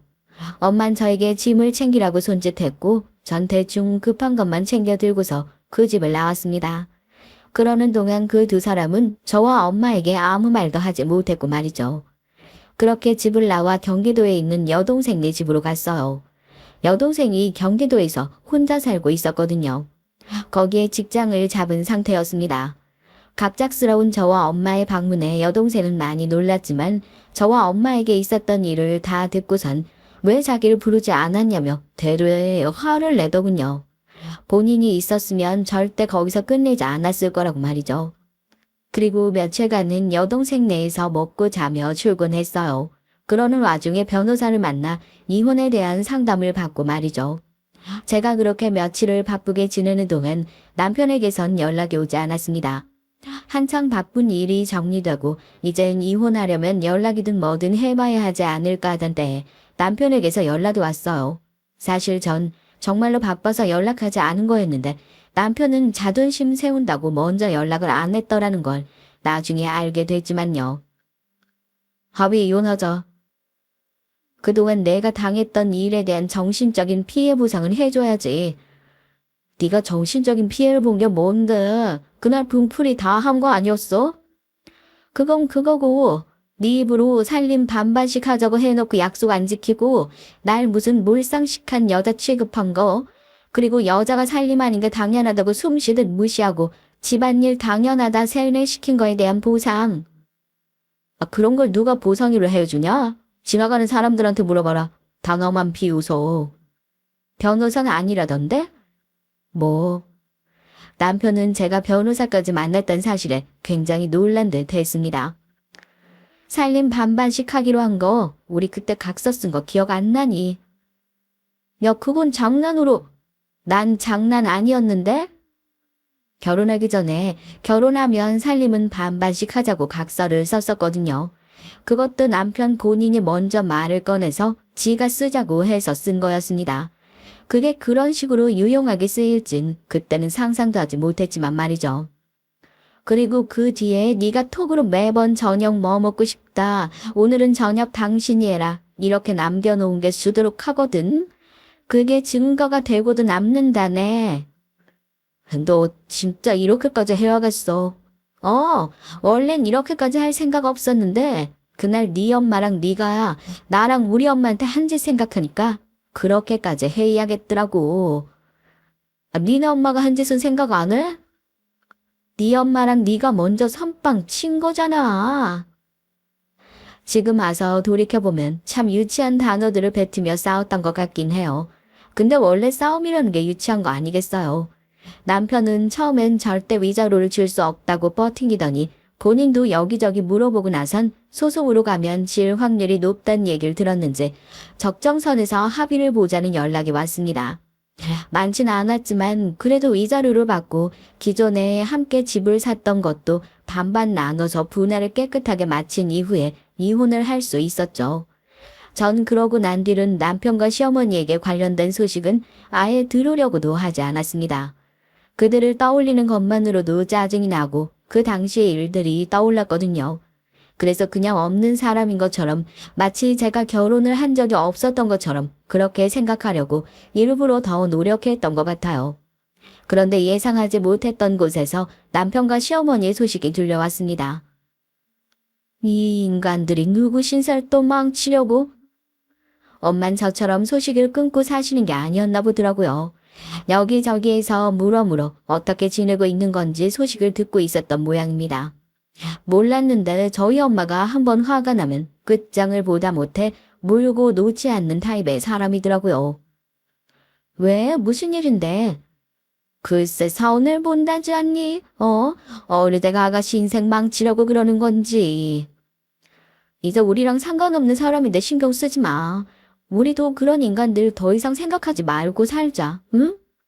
모르는 사람이면 몰라도 아는 사람이라 못 그러겠다. 알고 봤더니 남편의 선을 주선해주는 주선자 아주머니가 엄마와 건너 아는 사람인 모양이더라고요. 그래서 엄마의 지인분이 제 전남편이라는 걸 알고 어떤 사람인지 물어보는 과정에서 엄마도 남편이 선을 본다는 사실을 알게 된 거고 말입니다. 엄마는 어떤 일이 있었는지 다 얘기를 했다고 해요. 아마 가장 결정적이고 그 사람들도 헉하고 물러선 이유는 남편이 저를 때렸다는 거겠죠. 요즘 같은 세상에 아내에게 손찌검하는 남편이 가당치 않으니까 말입니다. 그렇게 한 자리가 파투가 나면서 그 주선자를 통해 시어머니의 주변 지인들에게 소문이 난 모양이었어요. 남편이 절 때려서 이혼당했다 하는 것 말입니다. 시어머니가 절 찾아왔더군요. 네가 소문낸 거지? 우리 아들이 그랬다는 거. 차마 본인 입으로 마누라를 때렸다는 말을 뱉기는 그랬던 건지 그렇게 말을 하더라고요. 아니요? 그러면 사람들이 어떻게 알아? 원래 세상에 비밀은 없다고 하잖아요. 아는 사람이 하나만 있어도 소문이 다 난다는데 뭐 날 수도 있는 거죠. 이제 어쩔 거야? 뭘요? 내 아들 혼삿길 막혔잖아. 어쩔 거냐고. 평생 저대로 혼자 살면 네가 책임질 거야. 제가 책임을 왜 져요? 어머님이 책임지고 사세요. 그렇게 귀하신 아들인데. 제가 장담하는데 남편은 절대 시어머니가 그토록 원하고 바라는 새 장관 들지 못할 겁니다. 만약에 운이 좋아서 재혼하게 되더라도 또다시 금방 이혼당하겠죠. 요즘 같은 세상에 그런 구닥다리 마인드를 누가 품어주냐고요, 글쎄. 이번 일을 겪으면서 한 가지 확실하게 든 생각은 열등감이 사람을 얼마나 추하게 만드는지에 대한 것이었습니다. 남편이 말끝마다 저에게 학벌이 어쩌고 했던 거 보면 말이죠. 본인이 그것에 대한 열등감을 늘 가지고 있었으니 그런 말이 자연스럽게 나왔던 게 아니겠어요. 왜 남자들은 자기보다 여자가 잘난 꼴을 못 보는 건지 도무지 이해할 수가 없어요. 여자가 자기보다 잘나면 오히려 찍어 누르려고 무리수를 두고 그런 과정에서 이런 탈이 나는 건데 말입니다. 그냥 누가 잘났든 열등감을 느끼지 않고 잘 살면 참 좋을 텐데 말이죠. 제가 이렇게 이혼했다는 걸 아는 친구 한 명이 묻더라고요. 다시 재혼할 생각이 있느냐고 말이죠. 그 얘기를 듣고 순간적으로 온몸에 소름이 돋았거든요. 결혼이란 단어는 생각만 해도 소름이 돋는 그런 단어가 되어버렸습니다. 저한텐 말이죠. 물론 언젠가 이 상처가 흐려져서 다시 사람을 만나서 결혼하고 싶어질지도 몰라요. 하지만 적어도 당분간은 아닐 것 같습니다. 남편이나 시어머니란 단어만 떠올려도 진절머리가 나는 걸 보면 말이에요. 그런 의미에서 남편과 시어머니, 그 두 사람은 저에게 아주 큰 피해를 준 거죠. 마음 같아선 그 피해 보상도 해달라고 하고 싶네요. 엄마에게 이 말은 하지 않았습니다. 그래도 저희 엄마도 옛날 분이시라 여잔 결혼해야 한다라는 생각을 하시는 분이거든요. 제가 이런 말을 하면 속상해 하실 테니까요. 그래도 내심 알고 계신 것 같아요. 저에게 관련 이야기는 아예 하지 않는 걸 보면 말입니다. 제 잘못은 아니지만 그래도 불효를 하는 게 아닌가 싶어서 마음이 조금 무겁긴 해요. 제 얘긴 여기까지입니다. 안 겪었다면 물론 더 좋았을 일이긴 하지만 그래도 일어나 버린 일인 걸 어쩌겠어요. 극복하고 살아야죠. 그리고 전 옆에 좋은 사람들이 많으니 잘 이겨낼 겁니다. 하루하루 열심히 살다 보면 말이죠. 그래도 이제 이런 곳에 제 얘기를 털어놓을 수 있게 된 정도가 된 걸 보면 확실히 점점 좋아지고 있는 것 같긴 해요. 재밌으라고 털어놓은 얘기들이니까 들으시는 분들이 재밌게 들어주셨으면 좋을 것 같습니다. 저도 쓰면서 재밌긴 했어요. 드라마 속 장면 같은 일들이잖아요. 이제 그만 사연을 마무리하겠습니다. 제 얘기 마지막까지 함께 들어주시고 공감해 주셔서 감사합니다. 여러분들에겐 저와 같은 일이 일어나지 않기를, 그리고 여러분의 가정엔 늘 좋은 일만 있으시길 바랄게요. 그러니 저도 앞으로는 좋은 일만 있길 바라주세요. 언제 어디서나 건강하세요. 안녕하세요. 저는 돌을 막 지난 손주들의 재롱에 하루가 어떻게 가는지도 모르는 50대 할머니입니다. 할머니 소리 듣기엔 너무 이른 것 아니냐는 분들도 계실 텐데요. 제가 워낙 결혼을 어린 나이에 해서 그런지 엄마 소리도 할머니 소리도 또래보단 일찍 듣게 되네요. 할머니 소리가 뭐 그리 듣기 좋은 소리냐고 하시는 분들도 있으시겠지만 전 그 말이 너무 좋더라고요. 아직 제대로 발음도 못해서 할미라고 부르지만 말이죠. 저한테 안아달라고 손을 내밀며 할미를 부르는 손주들의 모습을 보고 있노라면 아무 생각도 들지 않는답니다. 웃음만 터질 뿐이죠. 제겐 아들이 둘 있는데요. 둘 다 의사를 하고 있답니다. 제가 이런 말을 하면 어떻게 키웠기에 의사를 둘이나 만들었냐고 하시는데요. 전 진짜 뭘 한 것이 없어요. 어릴 때부터 제가 뭘 하라고 한 것은 없었거든요. 그저 스스로 알아서 공부를 했던 애들이었죠. 제 친구들은 이런 제가 부러워 죽겠다고 하지만 제겐 말 못할 사정도 많았답니다. 오늘은 그 얘기를 좀 하려고 해요. 남편과 전 한 동네에서 자란 친구 사이였습니다. 아주 어릴 때부터 알고 지낸 사이였죠. 제가 살던 동네에서 남편 집을 모르는 사람이 없었어요. 동네에서 제일 큰 집이기도 했지만 시아버지께서 군인이셨기 때문에 더욱 유명한 집이었죠. 저도 딱 한 번 남편의 생일에 초대를 받아서 놀러 갔던 적이 있었는데요. 그때 처음 시어머니를 만났습니다. 절 위아래로 훑어보시던 시어머니의 시선은 어린 마음에도 깊이 기억에 남을 정도였답니다. 좋지 않은 방향으로 말이죠. 당시엔 그저 무섭다고만 생각했지만 돌이켜보면 시어머니께선 꾀죄죄한 제 모습을 마치 벌레 보듯이 봤었던 것 같아요. 생일 초대를 받았다고 제가 가진 옷 중에서 가장 좋은 옷을 챙겨 입었지만 시어머니의 눈엔 전혀 그렇게 보이지 않았겠죠. 당연히 그날 이후로 전 한 번도 남편의 생일에 초대를 받지 못했어요. 남편은 그 상황을 미안해했지만 언제부터인가 전 그걸 당연하게 생각했죠. 그랬기 때문에 남편이 제게 고백을 했을 때도 프로포즈를 했을 때도 전 기쁘게 받아들이지 못했어요. 절 어떻게 생각하시는지 너무나도 잘 알고 있었거든요. 남편은 절대 그럴 리가 없다고 했지만 아마 본인도 알고 있었을 겁니다. 저와 사귄다고 했음에도 불구하고 시어머니께서 꾸준하게 선자리를 마련하셨으니까요. 하지만 자식 이기는 부모 없다고 남편이 고집스럽게 밀어붙이자 시어머니께서도 별다른 말씀을 못 하시더군요. 거기다 시아버지께서는 시어머니와는 정반대로 절 마음에 들어 하셨거든요. 신혼 초기만 하더라도 시어머니께서는 남편이나 시아버지 앞에서 단 한 번도 저를 싫어하거나 불편해하는 내색을 하지 않으셨습니다. 어릴 때도 생각했지만 시어머니께서는 우아하게 사람을 깎아내리는 기술이 있으셨거든요. 결혼을 하자마자 전 매주 시어머니께 불려가야만 했어요. 이유는 하나였습니다. 집안에 어울리는 사람으로 만들기 위함이라고 하셨죠. 타고난 천성이 바닥인 건 어쩔 수 없지만 기어코 우리 집에 발을 밀어 넣었으면 적어도 이 집 사람이 되려는 노력은 해야 되지 않겠니? 그래봤자 봄바탕이 어디 가는 건 아니지만 말이다. 가르쳐야 할 것들이 산더미구나. 하나라도 제대로 해야 될 텐데. 급이 맞는 집안의 아이였다면 이런 걱정은 할 필요도 없었을 텐데. 나이 먹고 이게 무슨 고생인지 모르겠구나. 너 때문에. 그렇지? 시어머니께서는 높지도 낮지도 않은 목소리로 담담하게 말씀하셨어요. 아마 제대로 듣지 못했더라면 저에게 욕을 퍼붓고 계시다는 것조차도 모를 정도였죠. 표정도 얼마나 온화하게 말씀하시는지 시어머니의 말씀에 울컥하는 저만 바보가 되는 기분이었습니다. 전 온갖 구박을 받아가며 시어머니께서 말씀하시는 집안에 어울리는 사람이 되기 위해 노력했어요. 물론 남편에겐 아무 말 하지 않았고요. 제 속에 저도 모르는 자격지심이 있었던 것 같네요. 지금 생각해보면 그때 왜 그렇게 고분고분하게 굴었을까 후회가 돼요. 그저 시어머니께서 넌 부족하다, 너 같은 모자란 앤 처음이다, 이런 것도 제대로 못하면 지금까지 숨은 왜 쉬고 있느냐 등의 말을 들으면서 그 순간엔 울컥하다가도 인을 참고 묵묵히 시키는 대로 했었거든요. 참 바보 같죠. 이런 것이 가스라이팅이 아닐까 싶어요. 머리론 반박하고 싶었지만 이상하게 시어머니의 담담한 태도를 보면 정말 제가 그런 것은 아닐까 생각이 들었거든요. 아마 듣고 계시는 분들이 가슴을 치시며 고구마를 100만 개 먹은 것 같다고 하실 수도 있겠네요.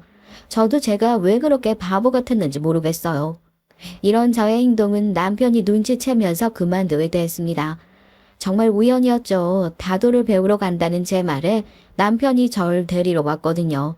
평일엔 군부대 안에 있는 어린이집에서 일을 하고 주말이면 시어머니와 외출을 하는 아내가 궁금했던 모양이었습니다. 그리고 오랜만에 데이트를 하려는 계획도 있었다고 하더라고요. 그날도 어김없이 다도를 가르치시며 시어머니께선 온화하고 평온한 목소리로 말씀하셨습니다. 너는 도대체 머리는 왜 달고 다니는 거니? 몇 번째 설명을 해줘도 손을 그렇게밖에 할 수가 없어? 천박하게 어떻게 하면 그런 식으로 움직일 수가 있는 거니? 다시 할게요, 엄니.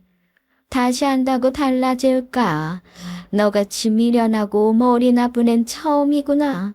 지나가던 개를 잡아서 가르쳐도 너보다는 낫겠다. 이래가지고 모임에 널 데리고 나갈 수 있겠니? 다들 우리 집이 어떤 곳인지 다 알고 내 아들이 누군지 다 아는데 내 아들이 고작 너 같은 애 때문에 욕을 먹어야겠어? 시어머니의 폭언에 속에서는 용암이 끓어오르는 기분이었지만 아무런 대꾸도 못하고 있었죠. 그때였습니다.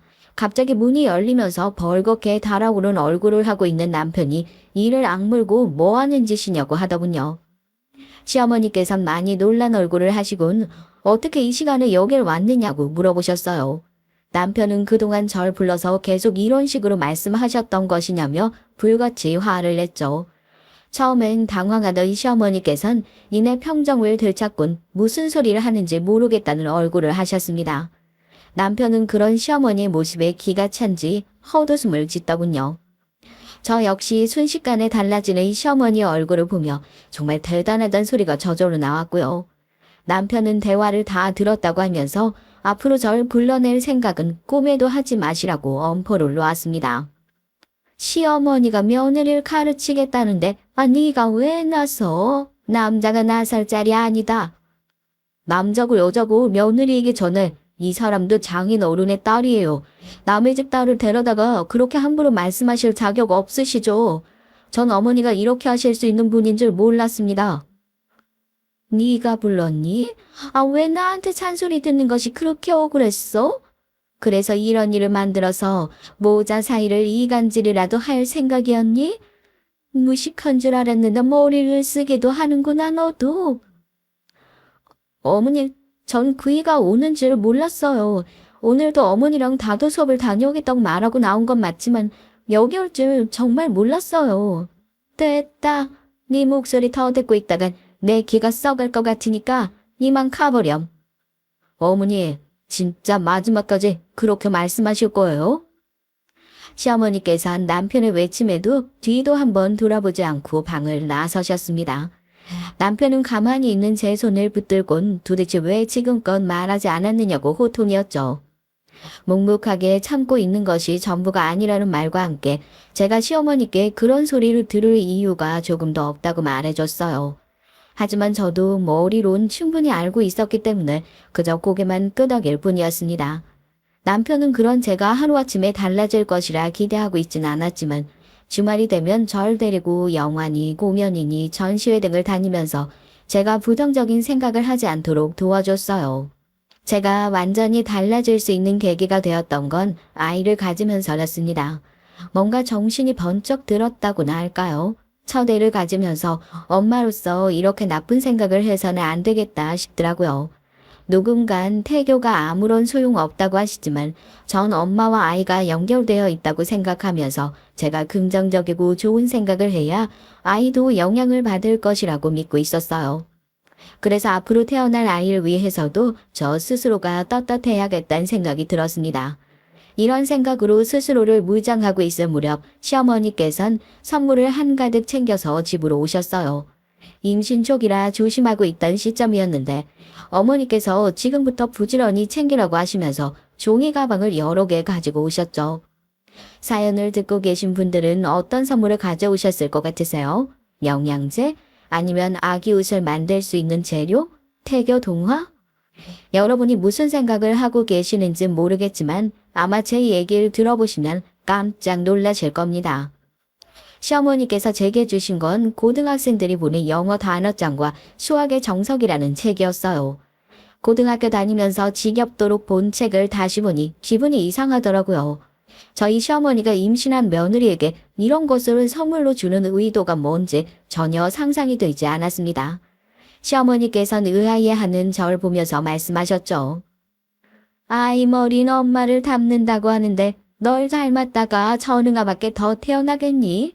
그러니까 지금이라도 공부를 좀 하면서 머리를 좀 써보렴.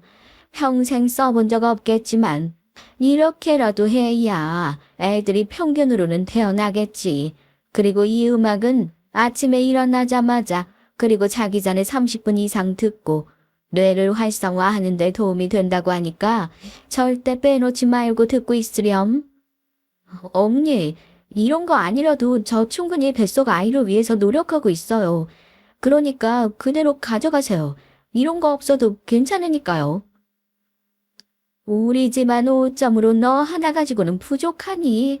기어코니 자식들까지 우리 집안 쓰레기로 만들어야겠어? 아직 태어나지도 않은 아이예요. 그렇게 함부로 말씀하시면 안 되죠. 앞으로 사람 일이 어떻게 될지 알고요. 어머니께서는 어떻게 자기 손주에게 그런 말씀을 하실 수 있으세요? 어머님께서 그렇게 버러지 취급하는 일반 가정집에서도 아이 귀한 줄 알고 말을 하나 하더라도 신중하게 한답니다. 제 말이 끝나기 무섭게 시어머니께선 그럼 어디 두고 보자고 하시면서 자리를 박차고 일어나셨죠. 전 선물은 필요 없으니 가져가라고 말씀드렸지만 시어머니께선 그런 척도 하지 않으셨습니다. 전 시어머니께서 주신 선물들을 하나씩 가방에 다시 담았어요. 그러곤 그대로 입구에 뒀죠. 퇴근하고 돌아온 남편에게 전 낮에 있었던 일을 말해주고는 꼴도 보고 싶지 않으니 신에게 가져다 주라고 말했습니다. 남편은 뭐하러 돌려주느냐며 그냥 버리자고 하더라고요. 그리고 시어머니 앞에서 떳떳하게 얘기를 한 제게 잘했다고 칭찬을 했습니다. 저 역시도 신혼 때처럼 묵묵하게 있지 않고 시어머니께 하고 싶은 말을 했다는 것이 무척이나 생소하면서도 자신이 생겼답니다. 더 이상은 그 가스라이팅 속에 있지 않구나 싶더라고요. 세월은 정말 빠르게 흘러갔죠. 어느새 전 산딸이 되어 건강한 남자아이를 낳았습니다. 남편을 쏙 닮은 아들의 모습을 보고 있으니 괜히 눈물도 나고 신기하기도 하더라고요. 정말 제가 이 아이를 낳은 것이 맞는 것인가 싶은 생각마저 들었답니다. 제가 엄마가 됐다는 것이 실감나기 시작한 것은 집으로 돌아오면서부터였어요. 진짜 신생아 육아 전쟁 그 자체더군요. 모유가 잘 나오지 않아서 분유를 섞어서 먹이는데 돌아서면 배고프다고 울고 돌아서면 기저귀를 갈아달라 우는 아이를 보면서 정말이지 이런 것이 육아인가 싶더라고요. 잠을 제대로 잔 적이 언제인가 싶기도 하고요. 아마 신생아를 키우고 있는 엄마들이라면 다 공감하지 않을까 싶은데요. 아랫집에 살고 있는 언니가 아니었다면 정말이지 우는 아이를 안고 같이 울었을 거예요. 혼자선 정말 힘들더라고요. 어린이집 선생님이 그거도 못하냐고 호통을 치실 분들도 계시겠지만 남의 자식이랑 제 자식이랑 확연하게 다르더라고요. 힘든 점도 많았지만 하루가 다르게 커가는 첫째를 보면서 언제부터인가 제발 좀 천천히 커줬으면 좋겠다는 생각이 들기 시작했습니다. 너무 빨리 크는 것 같더라고요. 시어머니께선 남편 판박이나 다름없는 첫째를 무척이나 예뻐하셨어요. 첫째가 3살이 막 지났을 무렵인가 시어머니께선 첫째를 데리고 가서 지능 검사를 해보라고 하시더라고요. 전 갑자기 그게 무슨 소린가 했죠. 영유아 발달 검사야 꾸준히 하고 있었거든요. 그래서 그게 무슨 말씀이시냐고 물었더니 정말이지 기절초풍할 대답을 하셨답니다. 다행히 외모는 우리 아들을 닮아서 멀쩡한데 혹시나 널 닮아서 머리가 나쁘면 큰일 아니니? 미리 공부를 시켜도 남들을 못 쫓아갈 텐데. 어머니, 저도 참을 만큼 참았는데요. 그런 말씀 하실 거면 앞으로 저희 집에 오지 마세요. 매번 말끝마다 저더러 무식하다 모자라다 하는데 어머니께서 얼마나 교養이 있으셔서 그런 말씀을 면전에 대고 하시는데요. 저한텐 집안에 어울리는 사람이 되어야 한다고 하시면서 과연 어머니께서는 얼마나 어울리는 행동을 하고 있다고 생각하세요? 아주 자식 낳고 나니까 눈에 보이는 것도 없나 보구나. 시어머니 어려운 줄도 모르고 아무 말이나 내뱉고 말이지. 상대방을 무시하고 깔보는 그런 말투 저희 아이가 보고 배울까 무섭네요. 그러니 그런 말씀 하실 생각이면 오지 마세요. 전 단호하게 시어머니께 나가달라고 했습니다. 시어머니께선 저의 이런 행동에 약간 놀라신 눈치였어요. 매번 남편의 뒤에서만 있을 줄 아셨겠지만 전 더 이상 예전의 제가 아니었죠. 그렇게 시어머니를 보내고 전 그 뒤로도 시댁에 가지 않았어요. 둘째를 가졌기 때문이기도 했지만 첫째에게 이상한 생각을 주입시킬까 걱정이 되기도 했거든요. 둘째는 성격이 급한지 주스를 다 채우지도 못하고 일찍 세상 밖으로 나왔습니다. 덕분에 인큐베이터 안에서 생활을 해야 했죠. 혹시나 건강에 문제가 있는 건 아닐까 걱정을 많이 했는데 다행히 그런 건 없었고요. 넌 고작 애를 10달 품는 것도 못해서 이 사단을 만드니 만약에 문제라도 생기면 어쩔 뻔했어. 평소 몸 관리를 어떻게 했게 애가 일찍 나와. 그게 이 사람 문제는 아니죠. 갑자기 진통이 시작된 것뿐인데 왜 그런 것조차 이 사람 탓을 하세요? 그럼 누구 탓을 하란 말이냐? 엄마라는 사람이 얼마나 조심성이 없었으면 그런 일이 생겨. 자꾸만 제 탓이라고 하시는데 의사 선생님께 물어보세요, 엄니. 제가 잘못한 건지. 아무리 제가 손끝에 박힌 가시 같은 존재라고 해도 그렇게 몰아가시면 안 되죠. 적당히 좀 하세요. 어머니는 앞으로 여기 안 오시는 것이 좋겠습니다.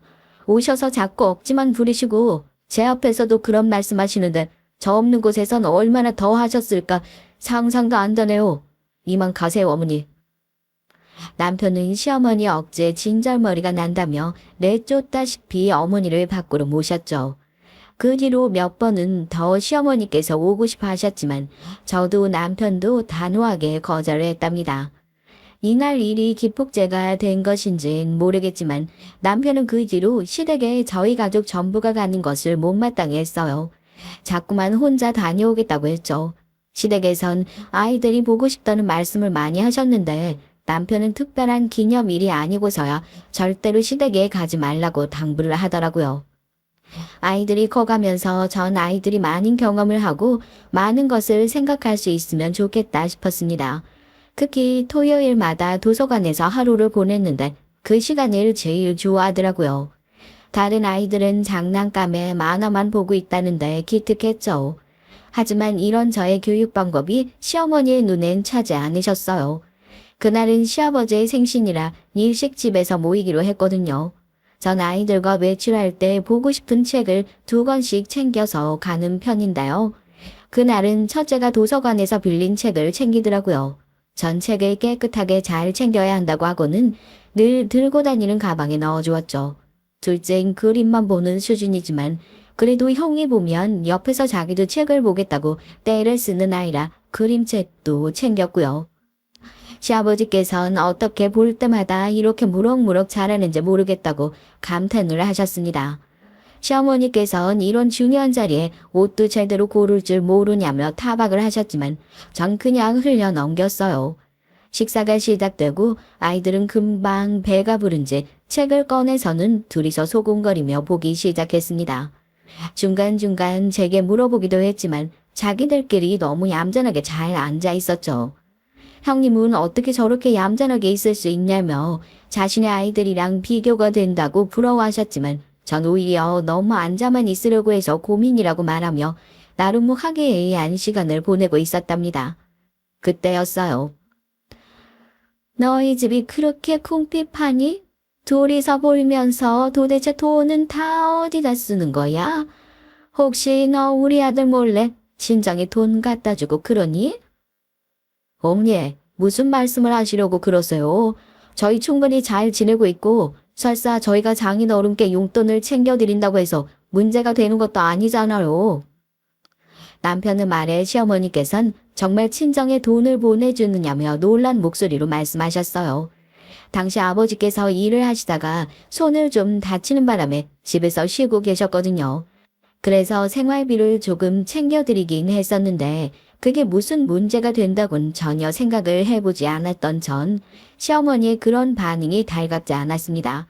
전 무슨 말씀을 하고 싶으셔서 그런 것을 물어보시냐고 말했죠.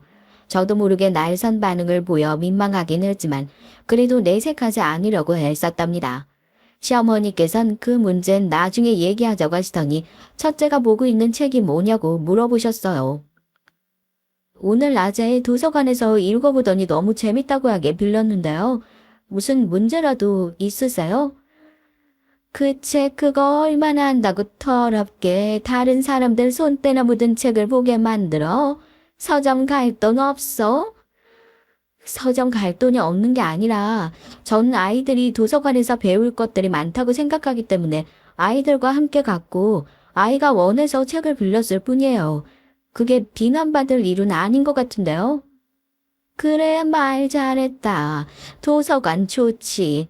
그런데 너네 애들이 이렇게 클 동안 고작 도서관 데리고 다닌 것이 다니? 이만한 나이면 외국어도 시작하고 기본적으로 음악, 미술, 체육 하나씩 골고루 배워야지. 6살이나 된 애가 아직 구구단도 못한다는 게 말이나 되니? 어린이집 교사라는 애가 어떻게 자기 자식한텐 관심이 없어. 어머니 말씀처럼 제가 어린이집 교사거든요. 국어단 빨리 외우고 영어 일찍 시작하는 것이 전부는 아니더라고요.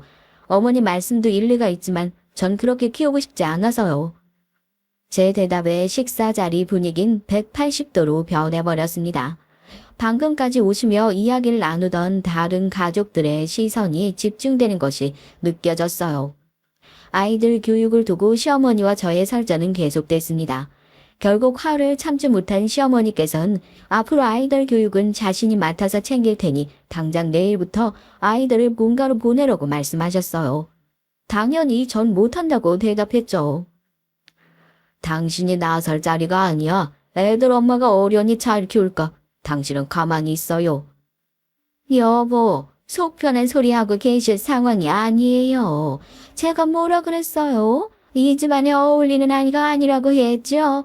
지금 보세요. 애들 미래는 조금도 관심 없는 저 모습을 좀 보라고요. 시어머니께선 무조건 손자들을 자신이 키워야 한다고 우기셨지만 시아버지께선 좋은 날 얼굴 붉히는 일은 그만 좀 만들자고 하시면서 선을 그어버리셨죠. 제가 말리지 않았더라면 남편이 나서도 12번은 더 나서서 시어머니께 따지고 들었을 겁니다. 그렇게 가족 식사 자리는 마지막에 냉랭한 분위기로 마무리됐답니다. 하지만 결정적으로 저희 집이 시댁 식구들과 인연을 끄는 건 다른 사건 때문이었어요. 해가 몇 번은 더 바뀌고 큰애도 초등학생이 됐죠. 그날은 명절에 차례를 지내려고 친척들이 다 모인 자리였습니다. 어른들 앞에서 한껏 의자 탄 척하고 있던 첫째에게 어른들이 커서 뭐가 되고 싶냐고 물어보셨어요. 첫째는 크고 또랑또랑한 목소리로 의사가 되고 싶다고 대답했습니다. 그 나이대의 아이들이 그렇듯 첫째도 매일 꿈이 바뀌고 있었는데요. 당시 제가 열이 높아서 병원에 일주일 정도 입원을 했었는데 그때의 기억이 강렬했던 것인지 의사가 되고 싶다고 말을 하더라고요. 어른들이 웃으시면서 훌륭한 의사가 될 것이라고 덕담을 해주시는 가운데 시어머니께서 한마디 하시더군요. 제 마음에 불을 지른 한마디였습니다. 의사는 무슨, 엄마 머리 닮았으면 절대 못하죠. 제가 가르쳐봐서 아는데 진짜 얼마나 머리가 나쁜지 그런 애는 처음 봤다니까요. 엄마 그만 좀 하라고. 아니 친척 어른들 다 계신 자리에서 뭐하는 짓이야. 애도 듣는데.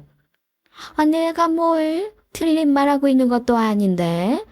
너희 엄마가 워낙 등신이라 넌 너희 엄마 머리 닮아서 그런 일 못할 거야. 나중에 좌절하지 말고 애당초 다른 꿈을 생각해보렴. 알겠니? 방금까지 웃고 떠들던 친척들이 다들 입을 떡 벌리며 시어머니를 바라봤습니다. 시어머니께선 첫째 머리를 쓰다듬어 주시면서 다 머리 나쁜 엄마 탓을 하라고 하더군요. 순간 눈이 돌아버린 전 그런 시어머니의 손을 소리나게 쳐냈어요. 시어머니께선 깜짝 놀라시며 지금 뭐하는 짓이냐고 하시더군요. 제가 하고 싶은 말이네요. 지금 아이한테 뭐라고 하셨어요? 그게 지금 해도 되는 말이라고 생각하세요? 내가 틀린 말이라도 했니? 이뤄질 수 없는 희망을 심어주느니 진실을 알려주는 것이 맞지? 진실이요? 뭐가 진실인데요?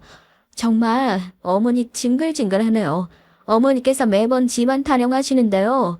사실 전 아무리 생각해도 그게 뭔지 모르겠거든요. 이 집안이 얼마나 대단한지도 모르겠고요. 너 감이 어디다 대고? 그 감이라는 말, 그 말도 전 왜 저한테 쓰시는지 모르겠어요. 사람이 사람한테 감이라니요? 너 여기 어른들 다 계시는데 목소리 높여가며 뭐하는 짓이야? 부끄러운 줄도 모르고.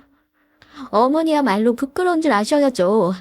애들을 앞에 두고 너희 엄마가 머리가 나쁘니 어쩌니. 저라면 그런 말은 죽어도 안 해요. 아이한테라면 그것도 자기 핏줄이라면요. 전 바락바락 소리를 높여 말했습니다. 형님께선 어떻게든 저를 진정시키고 싶어 하셨지만 전 이 순간을 마지막으로 시댁 식구들을 다시는 안 볼 생각이었어요. 이혼을 하는 한이 있더라도 이놈의 집구석관 오늘이 마지막이다 싶었죠. 제가 서서히 시퍼렇게 덤벼들자 시어머니께서도 당황하시면서 한 걸음 뒤로 물러서시더군요. 다른 어른들께서 시어머니에게 말이 심했다고 하시며 아무리 농담이라고 해도 그런 말을 아이한테 하면 되느냐고 하더군요.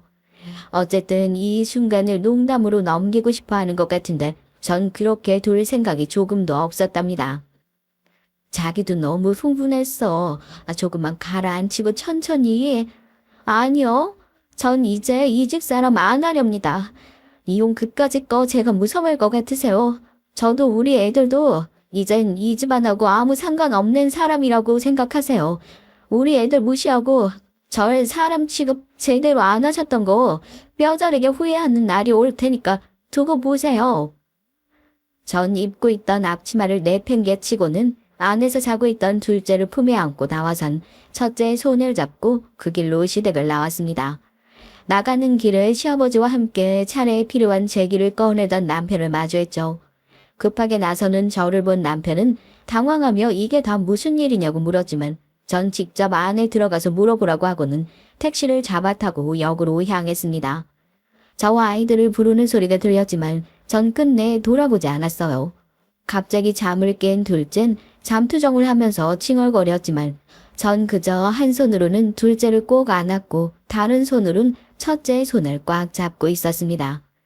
기차역에 도착한 지 얼마 되지 않아 남편에게 전화가 오더군요. 지금 역으로 가고 있으니 가만히 있으라고 말이죠. 남편을 기다리면서 전 자꾸만 치밀어 오르는 눈물을 참았습니다. 절대 울지 말자고 중얼거리면서 아무 일도 아니라고 스스로를 다독였죠. 그때였어요. 가만히 제 옆에 앉아있던 첫째가 벌떡 자리에서 일어나더니 제 눈가를 꾹꾹 누르더군요. 난 엄마를 닮았기 때문에 꼭 의사 될 거야. 그래서 엄마 아픈 것 있으면 다 고쳐줄게. 훌륭한 의사 될 수 있어. 엄마 아들이니까. 전 첫째의 약속에 결국 참았던 눈물을 터뜨리고 말았어요. 지나가던 사람들이 보기엔 무슨 사연이라도 있는 것처럼 보일 수 있다는 걸 알고는 있었지만 눈물이 멈추질 않더라고요. 첫째는 그 작은 손으로 제 눈물을 닦아주면서 다른 손으론 제 어깨를 토닥이고 있었습니다. 얼마나 울었는지 모르겠어요. 그저 첫째의 다짐이 너무 미안하고 슬퍼서 눈물이 그치지 않더라고요. 그렇게 한참을 울고 있는데 남편이 제 앞에 와서 섰어요. 울고 있는 저와 그런 저를 달래주는 첫째를 바라본 남편은 잔뜩 굳은 얼굴로 제 손을 잡아 일으키더군요. 그리고는 한 손으로는 저를 안아주고 다른 손으로는 첫째를 들어 올렸습니다. 이제 나한테 가족은 여기 이 자리에 있는 당신이랑 두 아들이 전부야. 무슨 일이 있었는지 다 들었어. 미안해 여보. 당신이 그런 말 들을 이유가 조금도 없었는데 진짜 미안해. 전 남편의 사고에 그저 고개만 끄덕이고는 그대로 서서 한참을 울었어요. 둘째는 영문도 모르고 엄마와 아빠가 우니까 따라 울기 시작했고 전 그 작은 주먹에 힘을 꼭 주고는 끝까지 눈물을 참았답니다. 그날 이후 저희는 시댁과는 완벽하게 인연을 끊었습니다. 그나마 마음을 터놓고 지내던 형님과도 아예 연락을 정리했죠. 형님께선 서운해하시면서도 저를 이해해 주셨고요. 자기 어머니지만 진짜 말도 안 되는 사람이라고 하면서 저더러 그래도 가끔 문자는 주고받자고 하셨죠. 하지만 남편은 조금의 여지도 남기지 않겠다고 하면서 그렇게 좋아하는 누나마저도 단호하게 밀어내더군요. 그 일이 바로 지금부터 20년 전의 일이랍니다. 우리 아들들이 의사가 된 것은 아마도 그날 때문이 아닐까 싶어요. 정말 그렇게 공부에 열을 올릴 거라고는 상상도 못했거든요. 지금 첫째는 간담체외과를, 둘째는 심장외과를 전공해서 대학병원에서 근무하고 있답니다. 둘째는 형을 그렇게 쫓아다니더니만 결국은 의대도 따라가더라고요. 첫째는 동기와 결혼까지 했고요.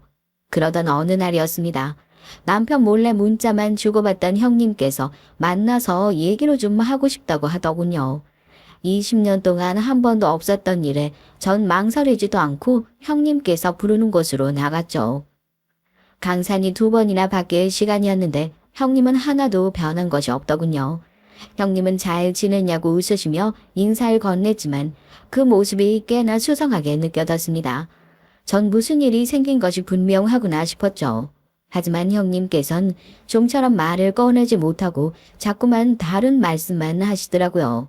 전 참을성 있게 기다리고 있었죠. 한참을 빙빙 둘러 말씀하시던 형님은 결국 마음을 정하셨는지 충격적인 말씀을 꺼내셨습니다. 사실 이런 말을 꺼내기가 참 민망하고 부끄러운데 너무 급해서 어쩔 수가 없었어. 사실 엄마가 좀 아프셔 옳게. 어머님이 아프시다고요? 어디가요? 간에 문제가 생겼는데 수술을 해야 한다고 하더라고. 그래서 병원을 알아보는데 딱 옳게가 생각나더라. 큰애가 아직도 그 병원에 있지? 전 형님이 왜 그렇게 망설이시며 얘기를 꺼냈는지 이해가 됐습니다. 간에 관해선 첫째가 있는 병원이 유명했거든요. 형님께선 제가 나서서 어떻게든 해주기를 바라고 말씀을 하셨지만 전 쉽게 대답이 나오지 않았어요. 사실 20년 전에 그 일은 저도 이젠 어렴풋하게 기억에 남아있지 시어머니에게 딱히 감정이 남아있진 않았거든요. 하지만 첫째는 남편은 아니더라고요. 아직도 그날의 기억이 생생한 것 같았죠. 전 형님께 솔직하게 말씀드리고 얘기는 해보겠지만 장담은 못 드린다고 했습니다. 형님은 말이라도 그렇게 해주는 것만이라도 충분하다고 말씀하셨어요. 집에 와서도 전 한동안 멍하게 창밖을 바라봤습니다. 남편에게 먼저 얘기를 꺼내야 할 텐데 차마 입이 떨어지지 않더라고요. 거기다 타이밍은 또 얼마나 좋은지 아이들이 다 집에 와서 밥을 먹겠다고 하더군요. 전 식사가 코로 들어가는지 입으로 들어가는지 모를 정도였어요. 이런 저의 마음을 먼저 눈치챈 건 둘째였습니다. 후식을 먹다 말고 둘째가 하고 싶은 말이 있으면 빨리 하라고 재촉을 하더라고요. 전 첫째와 남편을 힐끔거리며 낮에 있었던 얘기를 꺼냈죠. 남편의 시어머니께서 아프시다는 그것도 수술이 필요할 정도라는 말에 흠칫거리며 긴 한숨을 내쉬었습니다. 제 말이 끝나고 나서도 첫째는 아무런 말을 하지 않더라고요. 그래서 고모는 어쩌라고 그런 말을 하시는데요? 저희 병원으로 보낼 테니 저더러 신경을 써달라 이런 말씀이세요 설마? 아무래도 연세가 있으시기도 하고 수술이라는 게 쉬운 것도 아니니까. 수술은 누구한테나 쉽지 않아요. 나이와 상관없거든요. 다 위험하고 힘들죠. 냉정한 첫째의 말에 전 할 말을 잃었습니다. 둘째는 뭘 또 그렇게 얘기하느냐고 핀잔을 줬지만 전 어떤 말을 해야 할지 모르겠더라고요. 첫째는 우선은 알겠다고 말하고 그날 저희 가족은 말을 아꼈습니다. 남편은 20년 동안 연락을 끊고 지냈다고 하지만 시어머니께서 아프시단 말에 좀처럼 잠을 이루지 못하더군요. 그날 그 역에서 가족은 우리뿐이라고 했지만 그게 어디 쉬웠겠어요. 천륜이라는 말이 괜히 있는 것도 아니고요. 어떻게 하루아침에 부모 자식 간의 관계를 칼로 자르듯이 잘라낼 수 있었겠습니까? 명절이 되면 생일이 되면 그날마다 남편은 잠을 이루지 못하고 힘들어했어요. 하지만 그래도 그 내색을 하지 않으려고 노력을 했고 전 그런 남편의 마음을 알았기에 아는 척을 할 수가 없었습니다. 시어머니께서 간이 나쁘다는 말에 남편은 일주일 동안 밤에 잠을 이루지 못하고 이리저리 뒤척였어요. 얼굴이 눈에 띄게 수척해져 갔죠. 거기다 형님께서는 시어머니께서 간이식을 할 수도 있다고 하더라고요. 남편은 그 얘기를 듣고 저 몰래 검사도 한 모양이었습니다. 만약 그런 상황이 온다면 간 이식을 할 작정이었던 것 같았죠. 형님은 날이 갈수록 힘들어하시는 시어머니를 곁에서 보기 힘드셨는지 몇 번이나 전화를 더 하셨어요. 핸드폰 너머로 초조해하는 마음이 고스란히 전해져 왔지만 저도 할 말이 없었습니다. 그렇게 일주일이 지난 아침 모처럼 집에서 잠을 잔 첫째는 숟가락을 내려놓으며 병실을 하나 마련해 두었으니 이번부터 하자고 하더군요. 간단한 검사가 추가로 있을진 모르지만 우선은 교수님께 말씀을 드려놓겠다고 말이죠. 남편은 그런 첫째를 보며 입을 달싹였습니다. 하고 싶은 말이 많았겠지만 뭐라고 해야 할지 모른다는 듯이 말이죠. 그리고 출근에는 첫째의 등 뒤에 대고 미안하고 고맙다는 말을 하더군요. 시어머니의 입원은 빠르게 진행됐습니다. 형님은 연신 고맙다고 하셨지만 전 그저 첫째의 결정이었다고 말했죠. 형님은 시어머니를 만나볼 생각은 없느냐고 물었어요. 물론 전 아직 시어머니를 만날 준비가 되어 있지 않았거든요. 그래서 다음에 가보겠다고 하면서 이리저리 미루기만 했어요. 그런데 너무 충격적인 소식을 전해 들었습니다. 둘째 말에 의하면 시어머니께서는 첫째를 전혀 못 알아본다고 하더라고요.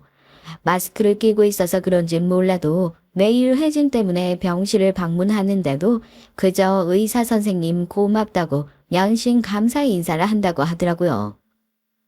형도 그렇지. 할머니한테 입 꾹 다물고 허리 숙여 인사하는데 꼿꼿하게 받고만 있더라. 아 진짜 형이 무슨 생각으로 그러는지 모르겠어 엄마. 넌 할머니한테 가서 인사했어? 내가 왜? 얼굴에 기억도 안 나는데 내가 왜? 그리고 괜히 인사 갔다가 형한테 죽어. 엄마, 형이 내가 뭘 해도 오냐오냐 하지만 할머니한테 인사하러 갔단 소리 들으면 가만히 안 있을걸? 전 둘째 말에 고개를 끄덕였습니다. 첫째가 무슨 속셈으로 모르는 척하고 있는지 모르지만 좋은 마음이 아닌 건 확실히 알겠더라고요. 그렇게 시간이 더 흘렀어요. 형님께서는 아무래도 시어머니께서 간 이식을 받으셔야 할 것 같다고 하더군요. 그래서 다른 형제들과 함께 검사를 받고 왔다고 말이죠. 나중에 알았지만 남편도 검사를 받으러 갔더라고요. 그 사실에 첫째가 화를 내며 무슨 생각으로 검사를 받으시냐고 난리가 났죠. 할머니가 아직도 믿고 지금도 너희 엄마한테 막말하셨던 것이 기까지 생생하지. 그래도 나한텐 나를 낳아준 어머니인데 아프다는 말을 쉽게 모른 척 할 수는 없겠더라. 그러면 전화 엄마하고 의논이라도 하시던가요. 제가 얼마나 놀랐는지 아세요? 남편은 적합할지 아닐지도 모르는데 무슨 상관이 있느냐며 그저 자신의 마음이 편했으면 싶어서 한 것이니 걱정하지 말란 말도 하더라고요. 하지만 남편은 가족들 중에서 형님과 더불어 간이식 적합자였죠. 그 소식을 들은 전 남편에게 절대로 간이식만큼은 안 된다고 말했어요. 하늘이 두 쪽이 나도 말이죠. 남편 역시 자신이 적합자일 것이라고는 기대하지도 않았던 모양인지 깜짝 놀랐죠. 결국 시어머니께 간이식은 형님이 하시기로 결정 났습니다. 모든 결정이 다 나고 나니 한 번은 시어머니를 만나러 가야겠다는 생각이 들었어요. 전 시어머니 병실 앞까진 자신 있게 갔지만 그 앞에서는 좀처럼 들어갈 수가 없더라고요. 들어가서 뭐라고 해야 하는지 모르겠었어요. 시어머니께선 절 보고 어떤 반응을 보이실지 궁금하기도 했죠. 사과하실까 아니면 그 일은 없었던 사람처럼 행동하실까. 그렇게 망설이던 전 크게 용기를 내서 문을 열고 들어갔습니다. 20년 만에 만난 시어머니께선 많이 야윈 모습이셨어요. 얼굴색이 좋지 않았죠. 저와 눈을 마주하신 시어머니께선 20년 전 그날과 조금도 다름없는 모습과 말투로 얘기를 하셨어요. 다시는 보지 말자고 하더니 내가 죽을 것 같으니까 뭐라도 얻어먹을 것은 없나 싶나 보지. 이렇게 병원에 찾아오고. 엄마 그런 거 아니에요. 이 병원도 올케 덕분에 들어왔어요. 알지도 못하면서 이상한 소리 좀 하지 마세요. 저게 무슨 힘이 있다고 안 본 사이에 돈이라도 좀 벌었니? 그런데 학교 다니는 꼴을 봐서는 전티가 줄줄 오르는 것이 그런 것 같지는 않은데 말이야. 어머니는 아프시다고 하시더니 여전하시네요. 사람 무시하는 말씀은. 어머니? 내가 네 어머니이긴 하니? 왜? 그날 그렇게 큰 소리치고 나가더니 고작 나 아프다는 소리에 혹시라도 내가 죽으면 떨어질 유산이라도 있을까 싶어 쪼르르 달려오니? 역시 내 눈이 틀리지를 않았지. 나는 알았거든. 너의 그 천박함은 절대로 없어지지 않을 거라고. 정말 정신이 번쩍 들더군요. 역시 세월이 아무리 변해도 사람은 변하지 않는다는 것이 맞는 말이다 싶었습니다. 사람을 무시하는 말은 나이가 들어 더 단단해지고 거칠어져 있었습니다. 며칠을 고민했던 제가 우습더라고요. 이런 사람을 걱정하고 마음을 썼다니 일주일 동안 잠을 이루지 못한 남편도 불쌍했고요. 그때 문이 열리는 소리와 함께 성난 목소리가 들렸습니다. 저도 예상은 했는데 어쩜 조금도 비켜가지 않으시네요. 참 여전하세요. 사람들 눈 아래로 드시는 것도 그대로고 자신만 잘난 줄 아는 말투도. 하긴 사람이 변하면 죽는다고 하죠. 왜 의사 선생님께서 갑자기 무슨 일로? 시어머니께선 들어서는 첫째를 보며 눈을 크게 뜨고는 말을 잇지 못하셨어요. 일주일 동안 하루도 빠짐없이 보던 의사가 마스크를 벗자 당황해하시며 찬찬히 얼굴을 뜯어보셨습니다. 그리고는 첫째의 얼굴에서 어린 시절의 모습은 물론 남편의 모습을 알아보신 것인지 미간에 주름을 잡으시며 절 바라보셨죠. 심지어 하얀 가운에 달린 명찰을 확인하고는 금방이라도 눈이 튀어나올 것 같이 놀란 얼굴을 하시더라고요. 저 때는 그런 시어머니에겐 시선조차 주지 않고는 제 곁에 서서 제 어깨에 팔을 둘렀습니다. 형님께선 가볍게 목례를 하곤 말이죠. 형님은 밖에서 보면 못 알아볼 정도라고 하면서 깜짝 놀라셨어요. 얼마 뒤 또 다시 문이 열리면서 둘째와 며느리가 연달아 들어왔답니다. 다들 가운을 걸친 상태다 보니 시어머니께선 할 말을 잃은 듯이 입술을 깨물고 계셨어요. 그 모습을 보는데 괜히 기분이 좋았어요. 특히 일그러진 시어머니 얼굴이 너무 좋더라고요. 워낙 오랜만에 만나서 그런지 첫째를 못 알아보셨다죠. 매일같이 병실에 왔다고 하던데 그때마다 어머니께서 첫째를 붙들고 감사하다는 말을 몇 번이나 하셨다고요. 그렇게까지 하셨으면서 어떻게 못 알아보셨는지 모르겠네요. 첫째를 못 알아보셨으면 그럼 당연히 둘째도 잊으셨겠죠. 여기 심장외과에서 일하고 있고요. 여기는 작년에 첫째랑 결혼한 이 병원 산부인과 의사고요. 다음 달에 둘째도 결혼을 하는데 병원 앞 약국에서 일하고 있어가지고 오지는 못했어요. 손주 며느리 처음 보시죠? 의사라고? 애들이 의사가 됐다고? 그 애들이 어떻게? 어떻게 다 의사가? 제 속에 시어머니께선 말문이 막혔는지 정말 의사가 된 것이냐고 형님을 돌아보며 물어보셨습니다. 눈으로 보면서도 왜 못 믿으시냐고 하더군요. 그러면서 혹시 눈 나쁘시면 안과에 얘기를 해주겠다는 말을 하는데 제 아들이긴 하지만 정말 얄밉더라고요. 시어머니께선 둘째를 향해 눈을 부라리며 다시금 아이들을 하나씩 바라보셨습니다. 다 엄마를 닮은 덕분 아니겠어요? 할머니께선 제가 엄마 때문에 의사가 될 수 없다고 아주 확신을 가지고 말씀하셨는데 아쉬우시겠어요?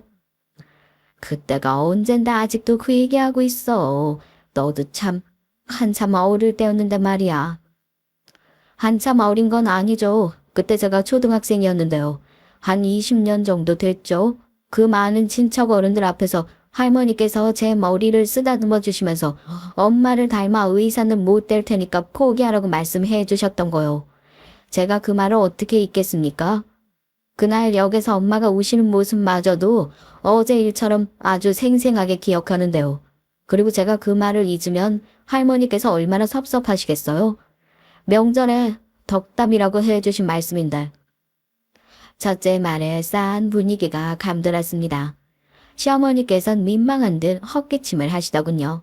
하지만 그것도 잠시 곧 허리를 꼿꼿하게 세우시곤 첫째를 바라보며 말씀하시는데 정말이지 기가 차더라고요.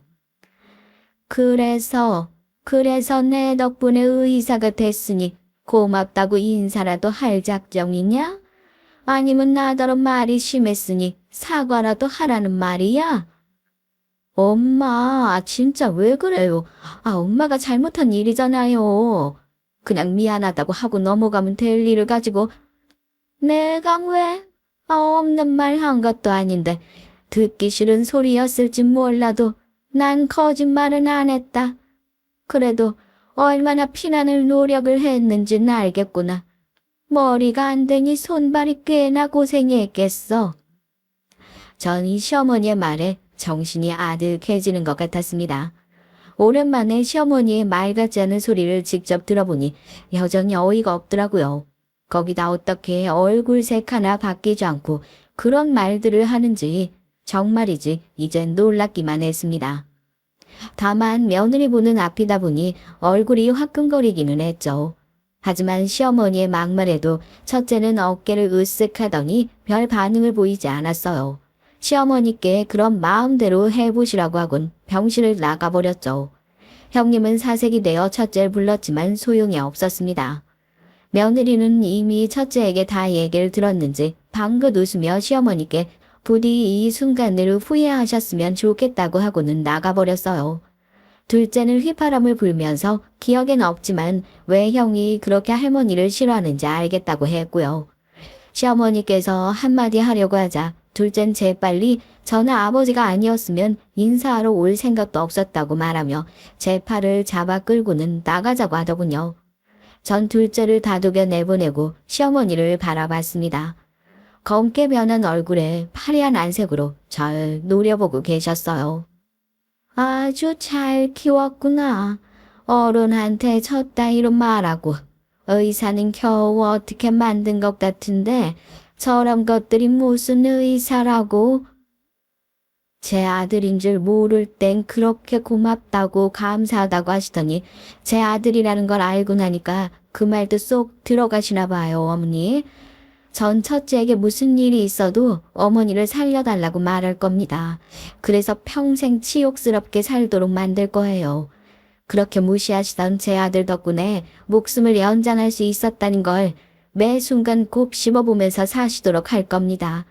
아마 어머니께선 그게 가장 큰 벌이 되겠죠.